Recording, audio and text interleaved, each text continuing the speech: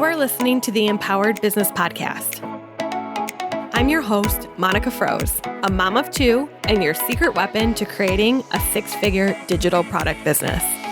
I'm on a mission to help 1,000 women make $100,000 a year. That's right, $100 million towards financial independence for women. As an online business expert, I am teaching you everything I know right here week after week, so you can join us on the journey to $100 million. Sound good? Then let's jump in.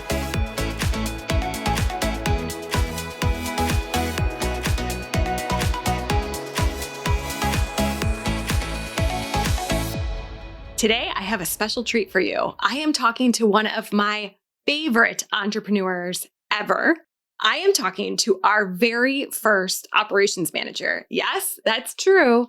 I did have an operations manager before Haley, except she wasn't an employee. She came in basically as a coach to help me get my business operations in line so that I could hire employees and grow as a business. So today I am welcoming Theresa Truong. She is an operations consultant and client experience extraordinaire with a knack for all things left-brained, including organizing, strategizing, and systemizing, which makes her an ideal fit for her right-brained creative CEO clients.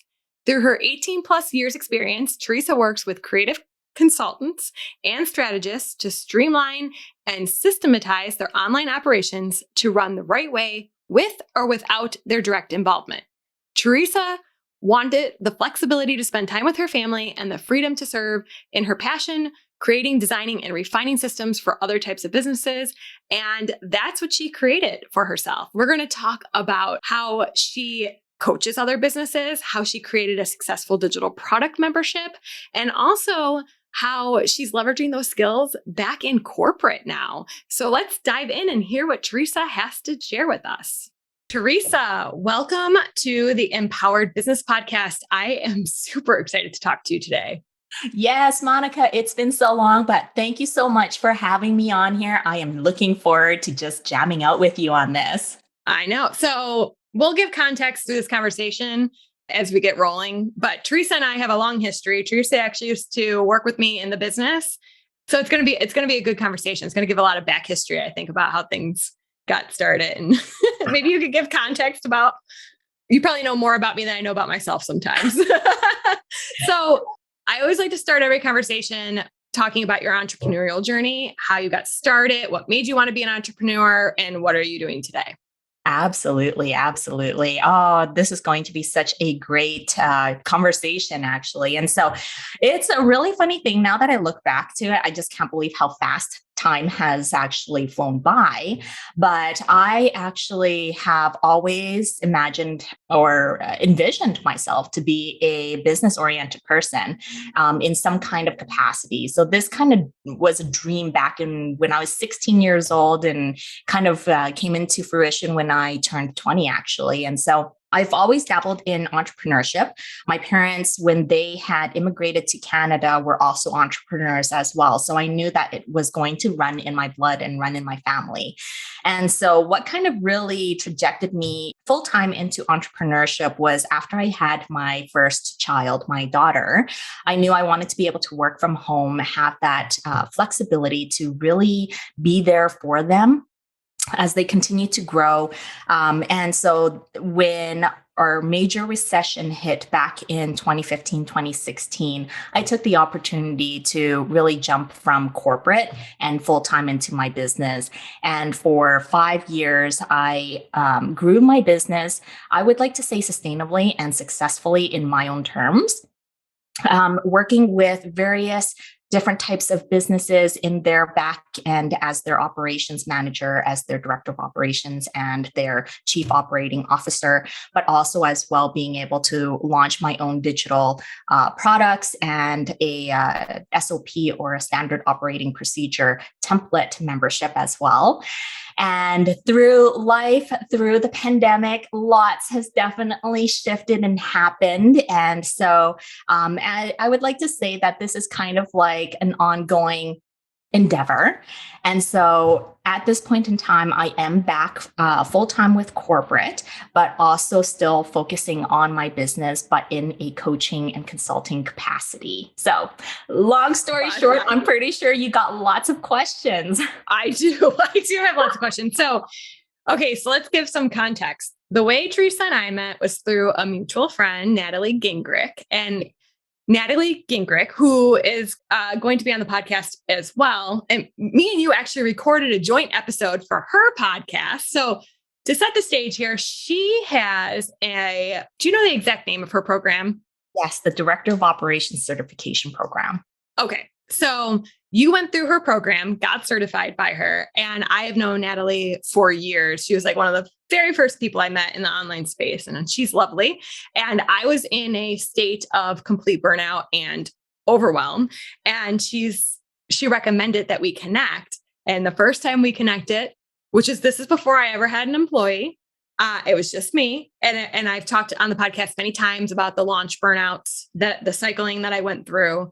Took on way too much by myself. And I guess my youngest was just about a year old. So I was still in the throes of postpartum, which I've talked about. My postpartum lasts for a while. So we get on the Zoom call, and I think your opening question to me was, where can I help you the most? And I was like a deer in headlights. I couldn't even articulate what the heck I needed help with because I was just so completely overwhelmed. Yes, I remember that clearly. Now, am I the only person that's ever done that to you, or am I unique in that way? Or is that like pretty typical by the time someone's like, I need help operating this business, and they're just completely overwhelmed by it? For sure.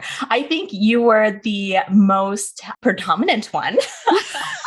I remember it clear as day. I mean, you kept asking me questions. I was like, I don't know. And that's so unlike me because I'm very articulate and I am very organized. Yes. And that goes to show what kind of space I was at. Yes, absolutely. And you're not alone in that. I've had numerous different types of looks come through that kind of call and that kind of question over the years, but yours is definitely, I think, kind of really spoke just in the scenario and the situation you were in. And, I think that look just spoke for itself as well. And I'm kind of glad that kind of set the stage for us because that took down any walls, any curtains, any other misconceptions that we kind of had coming into the conversation. And that kind of gave us a really great look at, where lots of the constraints were happening for you and your business. And a huge part of it was that you were doing everything. Right? You were doing it from start to end in your launches, from planning your marketing and all of the stuff, and even trying to run the operations side of your business. And so, when we started uncovering through our conversation, we kind of really started seeing where some of those, quick wins, the tidbits where we can start putting our efforts in. I view our time. So Theresa and I ended up working together for, was it 2 years or a year? It was over a year. It was a little bit over a year. And it's a lot like when you join a program, and sometimes I have this tendency to join a program before maybe I'm ready for the content that they're putting out, but I'm very overzealous like that. But I'll look back and be like, wow, that's what that did for me. But I almost don't realize what it's doing for me in the moment. Cause it was just, I remember all of my files were in my personal Google Drive. And one of the first things you're like, you can't work with the team if we don't get this into Google Workspace, where your team has team drives. I'm like, how am I going to do that? I don't have time. But the biggest thing I feel like you did, you did a lot of things for me in the capacity of being an operations manager, but you got me to hire Haley as the first time. And she's still with us. Our listeners know her by now because I talk about her all the time. I don't know if I would have done that otherwise. And that was a huge win. Honestly, that changed the trajectory of my entire business, bringing on an employee. Absolutely. And I got to give Haley props because heck, she survived our 5 interviews, our 5 interviews. But that's, what made it so worthwhile and allowed us to really bring on such a powerful team member. And I remember one of the biggest things whenever we started talking about hiring is, understanding the role we wanted to grow with and the succession path of that. Yeah. And she ended up living up to it, which is, the hiring process that we put her through was very intense. I think, honestly, I needed peace of mind. It was a huge, huge mindset shift to go to take on an employee in someone else's livelihood. And like most people would be, I was very nervous about it. I'm not anymore. Like now I'm like, I have it all projected out when we're going to start the hiring process for the next hire. And, it's fine. It's like, you even like did our first employee handbook and all of that stuff. It's just wild to think back on. So, okay. Yeah. Let's talk about, in that capacity, you were actually working in my business on a contracting basis and really kind of like on the head, organizing all of our operations. It's when SOPs started, which are standard operating procedures. We'll talk a little bit more about that, but you were in my business, but you also call yourself a Coachsultant. That's right.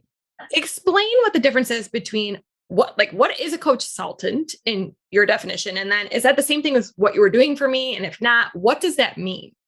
Yes, absolutely. It's a great question. And I think this was based upon some of my early experiences, actually, because when I first started in my space, I was going more towards being a business coach.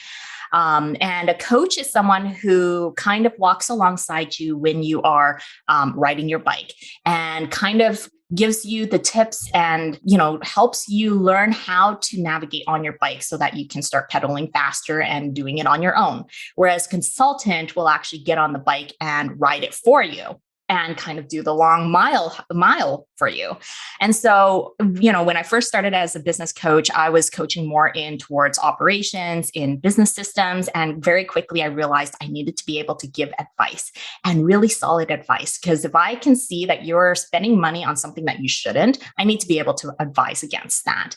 And so that's where the hybrid term Coachsultant kind of came in, was being able to know when to put on the right hat to be able to work alongside you, to be able to walk alongside you on your business growth and journey. And so when I stepped into your business, I knew I was stepping in a, I would like to say sort of like a half employee hat, but half consultant hat as well. But then you also saw, now looking back in hindsight, I also had a third hat, which was the coach hat as well, in order to help you step up as a CEO in your business, to start leading more in your business.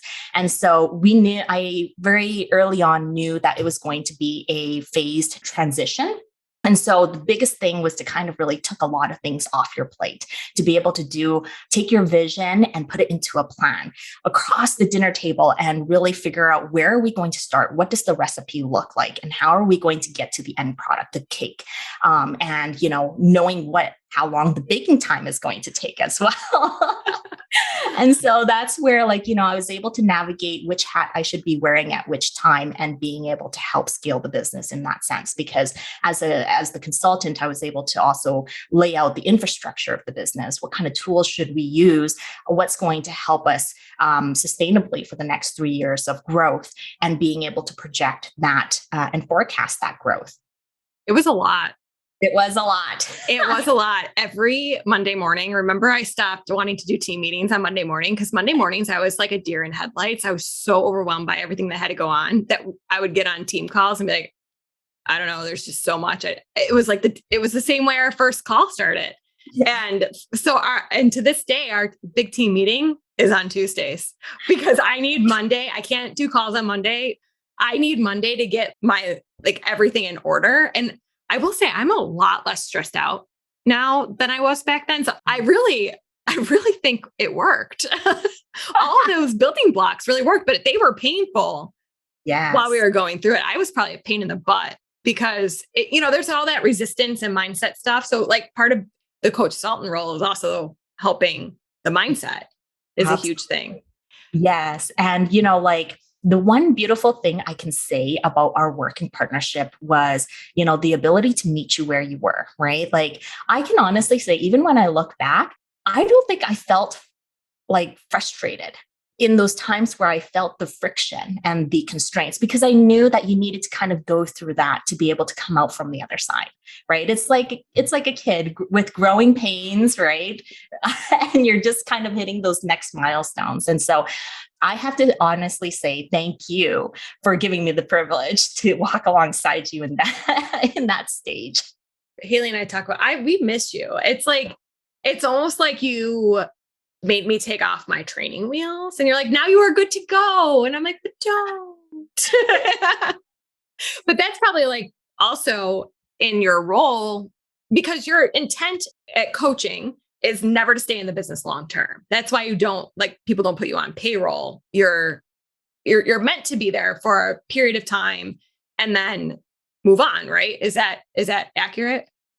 Yes and no. I would like to say that throughout your business growth, there's going to be certain phases where you're going to pull me in, and then certain phases where I'm going to step out so that you can have that nurturing stage, that normalizing stage, and really be able to work at it to kind of find, like, finesse it, right? And then once you get to that next stage is where you might draw me back in, because there might be that next level piece where we need to keep growing or adding more spokes or continue to simplify, right? So there's going to be different stages in your entrepreneur growth, in your business growth, where you might want to pull in the same resource again, because they know your history. They know, how far you've kind of come and how to help you project for that next phase, the next 3 or 5 years growth as well. That's interesting. Mm-hmm. Now I'm like, what's going to be the next stage? I mean, I can see it coming. Sometimes I'm in denial about it because I try to avoid the deer in headlights look anymore. That's one thing I strive very hard not to get to that point, like to recognize what I need before I'm, just completely overwhelmed and can't articulate myself. Okay. So while we were working together, there was something that you did, which I found very interesting, which was it's funny because I wouldn't have pegged you as a quick start, but you do things really quickly. I feel like, at least that was always my perception. So you launched a digital product membership. Yes. Like almost 2 years ago, right? Are we approaching almost 2 years? Actually, it's a year and a half ago. A year and a half ago. Okay. So, and it was an SOP membership. It is an SOP membership. That's correct. How do you feel about this? Like, tell us why a membership. Was it like taking all the things you learned working in people's businesses? Is that what the purpose was? Like, I want to know how it came about. For sure. I think this kind of came about when the pandemic started, because I started offboarding a few clients due to the pandemic, and they were in an industry that was heavily impacted by the pandemic. So, for example, schools shut down. One of my clients was, their clients were the schooling, the education industry. And so when that kind of hit, they kind of scaled back. And so, I kind of forecasted that coming. And, one of the biggest questions that I had was, what could I do that could be sustainable and allow me to continue to show up? And at that point in time, I also had my kids at home. And so I was like, all right, if I want to keep this going, what can I do? And for myself, it's really funny that you say that, because I didn't think that I was a quick start either. But my tendency is that when I start feeling there is alignment, in the path towards this dream, this goal. And if I see things just falling into place, I run really quickly. That's like me jumping on the pedal bike and I'm at the store. That's how far I can quickly go. And we are similar with that when we make up our minds. Yes. Once we make up our minds, we fly fast, and I think maybe we just process making up our minds silently. So like, to me, it seems like you acted quick, but like you were thinking about it for a while. That's right. I was actually stewing on this for, I would like to say 16 months. I was in I was in a mastermind a year before. And at that time, I was like, okay, I think I can see myself doing a membership, but what would that kind of look like? Would I ever be able to do an operations kind of membership? And, a huge part of it was also finding the confidence in understanding what the business's constraints truly were. And at that point in time, when the pandemic hit, the entrepreneur space was kind of like iffy. We didn't know where some of the opportunities were going to be. And I knew that, one of the biggest parts that people are going to put on the back burner is operations support or help. And so one of the questions I always asked myself was, how can I meet them where they are and at the place and time where they can, one, afford it, understand the value of it, and it's going to really make an impact for their business. And so that's where I was kind of like, all right, SOP seems to be my jam. I can write it really great. I have a lot that I've built up over the years, but also a lot that I do want to write about. And so after that, I was like, all right, I think this is it. I just need to kind of take the leap. And so what I ended up doing was pre-selling. And so when I took concept to validation and to pre-selling was when I started seeing the fruits of that. And that was what made me go a lot faster. I think if I didn't sell out those first 50 seats, I would not have jumped in fully as I did. And so once I started selling out the 50 seats in 4 days. Wow.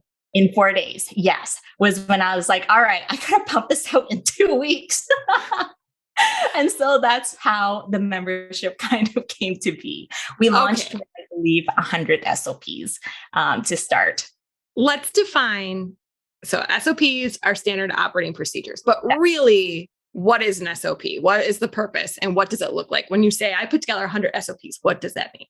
Yes. So an SOP, a standard operating procedure, is basically a living document that will allow you to perform an activity or a task in your business consistently and in the same way possible each and every time. So it's a recurring, standardized method that you can do. So it's similar to like if you were to create and output a blog.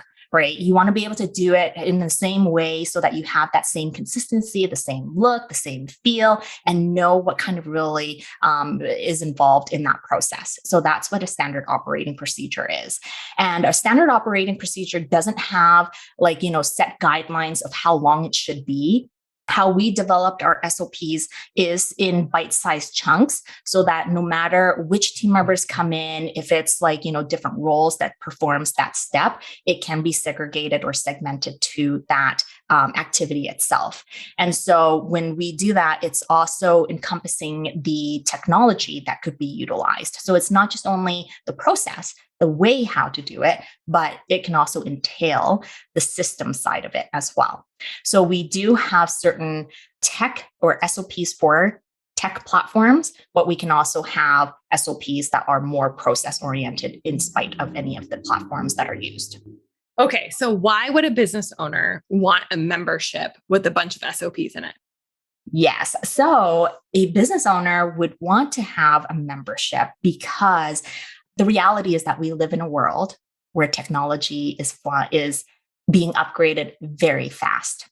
And so a membership like this will really be powerful to a business in two folds. The first fold is being able to, find existing SOPs for the platforms that they are currently using in their business or looking to adopt into their business.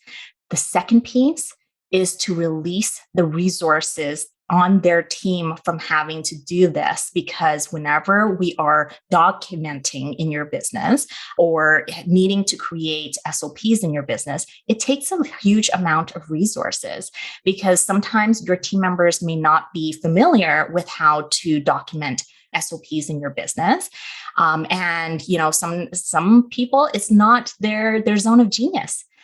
They wouldn't be able to communicate it effectively. And so, our SOPs are I would like to say we have a standard in creating and developing SOPs as well, so that it can be easily communicated within the team as well. So whenever we create SOPs, we make sure that it is documented in a way where, anyone, whether they are new to business, they're entry level, or a seasoned, professional can easily understand the document. Okay. So I have an operations assistant and I have your membership. And I don't know why it took me so long to connect the dots because we've been talking a lot about SOPs in the business, which you kicked off for us. But then when you left, I mean, Haley and I are always flying by the seat of our pants. That's like the nature of online business. And it's just, we're constantly always iterating and pivoting to the conditions that are going on.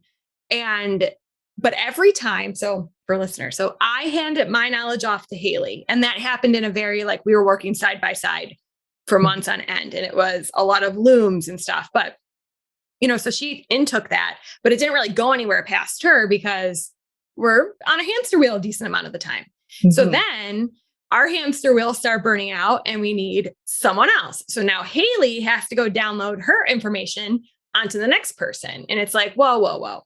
The more time we take to kind of like hand off this information, we are wasting time and resources. At some point, this needs to be documented so that when the next person hands it off, it is not a whole troublesome thing. So this is like, I definitely recognized it on the third layer that this is like a waste of our resources. So we've been diving in to your SOPs because there's just so much that we don't need to recreate. Why? I mean, like the stuff, there are very standard things on how to do things. We might have to add in some anecdotal information that's, unique to our business. Like if we're talking about, this is where you put something in Google Drive, well, we're going to have to insert where our Google, the link for our Google Drive into it or whatever it is. But it's very, it saves, once you can recognize how much time you'll save by documenting your processes, holy cow, it's like a no-brainer. And you really gave it. I mean, I was one of the first 50 people, and it was like one of the best things. I might not have realized it was one of the best things at the time, but hindsight, I'm like, whew. So it's still a thing, right? The membership is still active. I believe you're making some changes to it though. Can we talk about that? Yes, absolutely. So, due to some personal events in my life this year, I ended up missing out on my birthday, like the SOP Success Lab membership's birthday. So we turned one on May 1st of 2021. And so, I was kind of stewing on how I'm going to take it to the next level. And, after a year of feedback, of surveying, and really understanding, what has been effective and where a lot of the constraints still exist today, I'm now ready to kind of take it to the next level. So this whole last month, I have been stewing on version 2.0. And originally, when we first launched, I, launched it in through Member Vault. That's where that's a course platform where we housed a lot of our SOPs in. And we also had a Facebook group, which was the community aspect of it. And so I felt that it was still kind of disjointed, and we weren't, the members weren't fully leveraging it to the best of their abilities, right? It's great that they have the cushion on where to kind of go to if they are curious or needing an SOP, but I wanted to be able to have it more on the proactive side, the front of mind. So then that way, as you start building new things, how can you then start, having more of a systems mindset, bringing it on the first level versus like catch up level, right? After everyone's always playing catch up. Exactly. And so in version 2.0, I'm actually migrating away from Facebook and from Member Vault into our own space. So we will be, working within a gated community. It's going to have forums based. We're going to have very specific topics to speak towards, SOPs. How do you onboard new team members? Where do you get them starting to be familiarized with the systems concept? Because a lot of people, I see business kind of swinging from one end where, SOPs never really existed all the way to a heavily SOP based business. But what ends up happening along the way is we've trained employees to stop being able to critically think and know how to problem solve in the business. So what they end up doing is, when an obstacle happens or a challenge happens, all of a sudden they're like, I don't know what to do. Manager, business owner, we have this problem. please tell me what to do, right? Versus being able to find the solution. So in this next version, that's kind of the concept that I would like to bring towards and help bring uplift teams to be able to say, hey, SOPs are a guide. They will work 80% of the time, but you need to be able to optimize that 20%, utilizing your knowledge, your expertise, and being able to help contribute to the business's growth going forward. That is genius. This is why I loved working with you. You just hit the nail on the head, because when I was in corporate, and SOPs were never foreign to me because I grew up in corporate, and corporate is very SOP heavy. Yes. The first time I was asked to create an SOP was on a topic that was very nuanced. There were lots of exceptions. And to me, I felt like I had to document every single exception that was in my brain. So that overwhelmed me as the creator. And it also cut the person getting the SOP from me off at the knees, because they no longer thought critically about how the process worked. All the things I had figured out that were nuanced, I had to critically figure out. And that's what, and I had such a hard time in corporate with that balance. So, and as the business owner, the reality is that I know how to do, I'm still at the point where I know how to do probably 90% of what's in the business at this point. Very few things I haven't done myself. So I don't need an SOP. Like, I'm not the one that's ever going to follow an SOP in my own business. So it's easy to forget as the business owner how important that is to not cripple your employees to also still think critically about these processes. Yes, exactly. And so, I think as we grow our own business from, small micro stage to a medium or even a multi-million-dollar business, we need to have that concept or that systems mindset.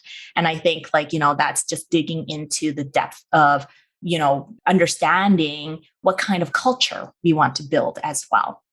Yeah. Oh, that's so good. So would you say, because right now you're sort of side hustling with the business because you went back to corporate for this last year, which is very fascinating to me. I think, when we got on before we start recording, when you told me it seemed like you really like it. Is that correct? Like, do you like working in corporate to a degree? Like, what's the difference to you? What do you like about it versus what do you like about your business? Yes. So it's a funny thing you ask, because I stepped back into corporate, not outside of the scope that I've already been doing. Like, this is my jam, right? Like, process is my world, is my jam. It's actually a field that I've gone back into corporate for. So I've actually stepped back into corporate, leading up the process department. And so, I see it full circle. And a huge part of it is stepping back into corporate, not as a consultant, but as a collaborator and an influencer in that dynamic. And so it is interesting. I wouldn't say I hate it, and I wouldn't say that I fully love it. It's kind of really exploring myself through it again, because now I'm able to really take what I've learned in helping and working alongside CEOs, and now working alongside senior management or the VP level management, and supporting that kind of connectivity between upper management or, the highest management and the ground floor.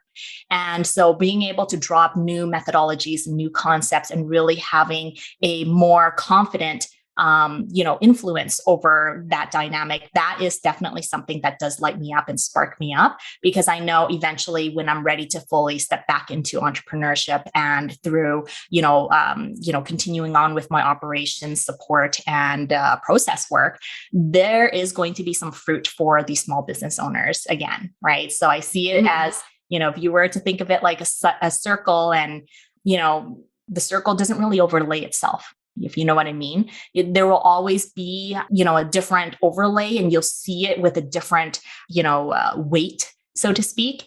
And so that's what I'm kind of envisioning of all of this and how it's going to kind of move towards. But overall, at the end of the day, my decision to go back to corporate is definitely more towards, my end goal. And so see it as a stepping stone versus stepping backwards, right? You're stepping forward and just a different dynamic.